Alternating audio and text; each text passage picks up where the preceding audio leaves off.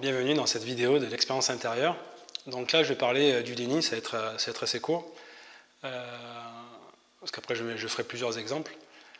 Donc avant je conseille de regarder la vidéo d'avant-propos, la 0.2, qui prépare un peu. Donc voilà, le déni est la chose la plus complexe à introspecter, car on compte en une fraction de seconde. Donc un conseil rationnel est de choper ces premières secondes au vol pour laisser place à l'accueil d'une introspection, grâce à un médiateur neutre, comme si on était deux. Le déni, en fait, est une continuité des peurs. C'est l'action de l'ego qui maquille ou les enterre pour nous protéger et rester dans du connu, ne sachant pas que cette action fera fermenter une énergie qui prendra de l'ampleur, allant jusqu'à informer le corps, créant des maladies, des symptômes, comme pour installer un dialogue avec nous.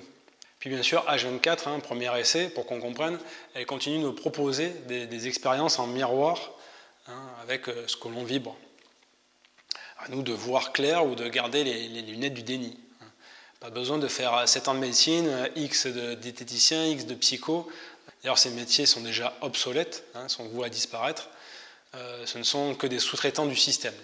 Et la base, c'est d'émanciper de ce système, de ce conditionnement, tout en pouvant y continuer à vivre dedans.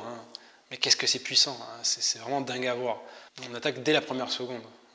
Et si on ne le fait pas, notre introspection part sur de la défense inconsciente. Alors chercher des excuses tel un petit enfant. Mais d'ailleurs, c'est ça, on est des enfants de conscience, en fait. Pourquoi se sent-on jugé? Pourquoi ça saoule? Pourquoi on a le réservoir plein? On est saturé, car on lutte contre nous-mêmes. L'autre, il y a 7 milliards de thérapeutes qui sont là, et ils nous titillent comme ça, et non, voilà. On n'arrive pas à se sonder plus de 2-3 strates superficielles. Qu'est-ce qui t'arrive? Je suis mal. Super. Voilà. Et on reste là, on attend que ça se passe. Voilà. Nos mots sont plats, superficiels, rationnels, vibrant tellement bas qu'ils ne feront jamais rien sortir. À part faire surchauffer la caboche, ça c'est clair. Donc pourquoi nous ne sommes pas neutres? Ce déguisement chirurgicalement confectionné nous entrave dans une clairvoyance pourtant donnée à tout le monde. À tous, à la base, voilà, on a tous ça. Il la camoufle ainsi que nos peurs enterrées. Ouvrir une brèche est une grande peur inconsciente. Donc voilà, à 99%, on est dans du faux. Et tout est faux, c'est incroyable. Nous sommes tous des fakes. Donc on va dire, parfait, entre fakes, on s'éclate. Oui, pas de souci. Sauf que là, il y en a qui veulent creuser. Voilà, c'est juste là le truc. Tant qu'entre faux, on s'amuse, tout va bien. Et quand on perce, c'est là où... Puis ça sort, là. Et quand ça sort, ce vrai, dans tout ce faux, qu'est-ce qu'il fait? Tu parles, c'est comme dans ces films où il y a l'autre qui veut sortir du village, tous ils le regardent, tous sentent qu'il n'est pas à sa place, quoi. Donc c'est dur parce que celui qui veut sortir, il ne sait pas lui comment faire, et tout ce faux sans arrêt veut le ramener dans ce faux. Et c'est vraiment là le début de notre enfer finalement. Enfer, enfermé. Voilà, donc il serait vite écarté, dénoncé, montré du doigt, voilà. Car même il pourrait contaminer les autres, et ainsi on devrait un jour du coup se regarder. Alors là du coup... Donc pour ça, on reste dans la forme, le message vrai du fond, et arrêté net, ou filtré par le pare-feu du faux. Comme fait exprès, l'autre ne pourra pas recevoir ce vrai que par le souffle que la vie et le temps lui insufflera. L'expérience lui fera prendre conscience, car il sera obligé à ce moment-là de voir. Donc merci la vie, merci le temps, merci la souffrance. On peut essayer, après moult expériences identiques, de ne pas voir. Pas de souci, la vie est infinie. Infinie.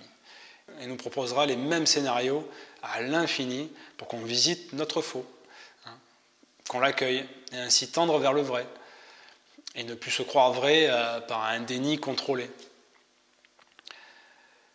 Un déni contrôlé est pire qu'un déni ignoré, je vous rappelle. Dire que nous sommes amour et bienveillants à tout bout de champ et dénier le faux qu'on ne veut pas voir en nous est très loin de l'amour, très très loin. L'amour, en fait, c'est un mot très réducteur. En fait, on parle de haute fréquence. Donc ça peut être beaucoup de choses, et la plus haute, c'est la gratitude d'être soi, la gratitude dans la vie.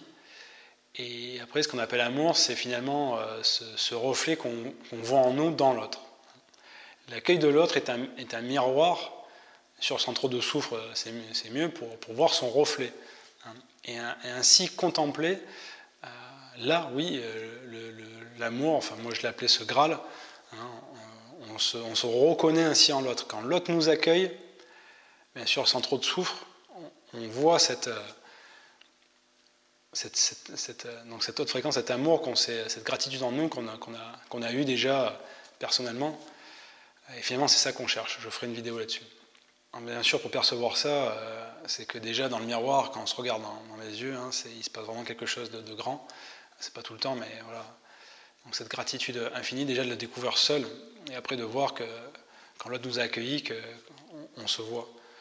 L'autre, du coup, est ainsi un catalyseur, un miroir transportable, où l'on peut se voir plus souvent et ainsi recontacter à travers son accueil et notre accueil cet amour. Et putain, là, c'est grand, là.